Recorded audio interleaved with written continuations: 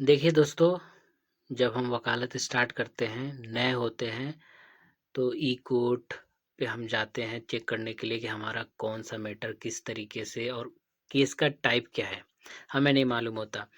इनके बहुत सारे मीनिंग है, इन केसेस का क्या मीनिंग है, बेल मैटर्स, आर्बिट्रेशन ऐसे शॉर्ट्स लिखे रहते हैं।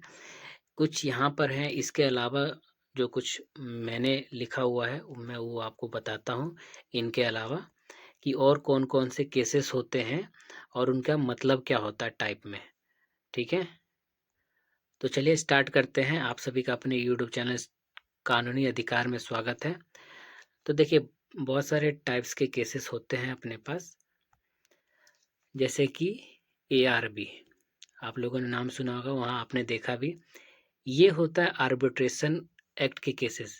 जो आर्बिट्रेशन एक्ट है 1996, जब भी कोई प्राइवेट पार्टी एग्री करती है किसी डिस्प्यूट को सेटल करने के लिए और एक आर्बिट्रेटर अलॉट होता है, एक न्यूट्रल व्यक्ति अलॉट होता है उन लोग को डिस्प्यूट सेटल करने के लिए, तो उस टाइप के केसेस को आर्बिट्रेशन या एआरबी केसेस कहते हैं, ठीक है? अब इसमें भी बहुत सारे टाइप होता है, लेकिन हमें जो नॉर्मल कॉमन केसेस के टाइप्स देखने को मिलते हैं, वो सिर्फ आपके देखने को मिलेंगे एआरबी डीसी। एआरबी डीसी बोले तो आर्बिट्रेशन एक्ट के केसेस जो कि डोमेस्टिक कमर्शियल डिस्प्यूट को डील करते हैं, उसे हम लोग कहते हैं आर्बिट्रेशन डीसी, ठीक है?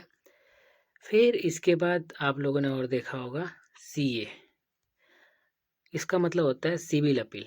जब भी हम सिविल अपील करते हैं, तो अगर केसेस लिखना होता है हमें, तो सीए उसका हम टाइप करते हैं। फिर आप लोगों ने एक केस देखा होगा सीए सीडब्ल्यूपी, ज़्यादातर पंजाब हरियाणा में चलते हैं ये रिट पिटीशन। तो जब भी आपको article 226 of Indian constitution act power देता है कि डायरेक्ट हाई कोर्ट में आप अपील कर सकते हैं, कमर्शियल अपील इसको कहते हैं। CA commercial appeal, civil writ petition, ठीक है?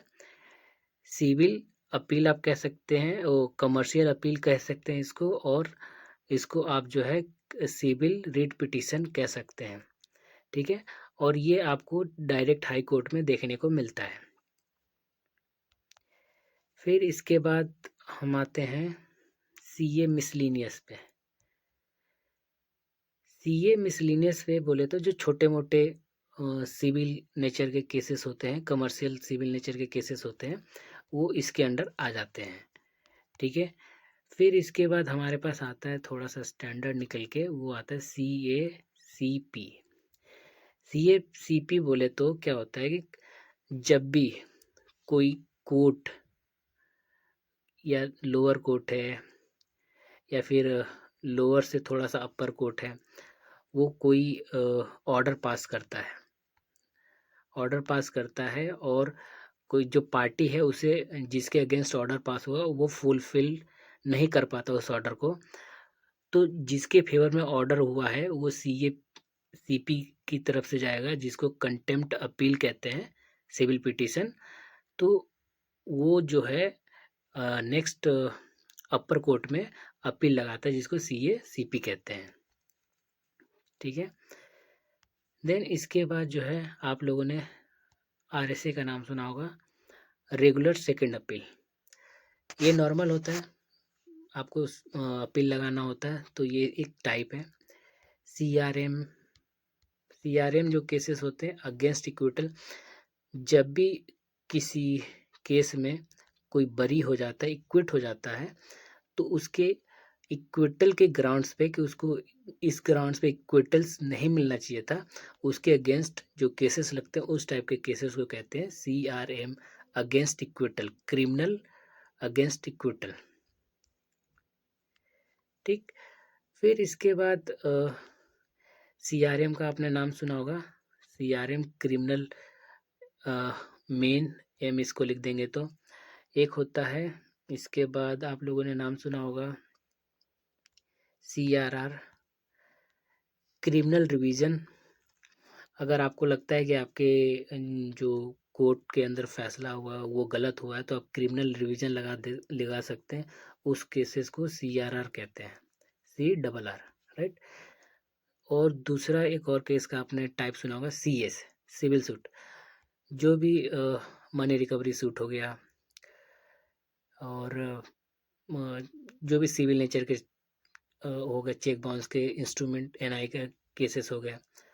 NI का तो खैर अलग NI में आता है, लेकिन उसे आप सिविल के अंदर भी ला सकते हैं, सिविल सूट के नाम पे। ठीक है। फिर आपने नाम सुनोगे DP, डाइवोर्स पिटीशन, जो कि फैमिली कोर्ट में लगते हैं। तो फैमिली कोर्ट को आप तो या तो FC कहते हैं या FAO कहते हैं, जहाँ पर केसेस, इस टाइप के केसेस आपको टर्म्स दिखे तो। ठीक है, फैमिली कोर्ट या फिर FAO, फैमिली कोर्ट। ठीक, तो ये कुछ थे टाइप्स ऑफ केसेस, जो कि एक टर्म्स आपको याद रखना चाहिए कि इसका मतलब क्या होता है। क्योंकि बहुत बार अगर क्या होता है कि सीनियर कहते हैं कि इसका फटाफट आप कॉज लिस्ट निकालें या कॉज लिस्ट बनाएं, या आप देखें कि ये केस कल कितने नंबर आइटम पे लगा हुआ है। तो आप केस का नेचर देखेंगे या केस का जो है, केस क्या टाइप है, आप उस टाइप को जानेंगे केस को, तभी आप उस चीज़ को सिलेक्ट कर पाएंगे। या फाइल पढ़ेंगे तो आपको मालूम चल जाएगा कि ये केस किस चीज़ पे रिलेटेड है। ठीक है, तो ऐसी मैं वीडियो लाता रहूँगा इन्फॉर्मेटिव यंग लॉयर्स के लिए। धन्यवाद, हैव अ नाइस डे।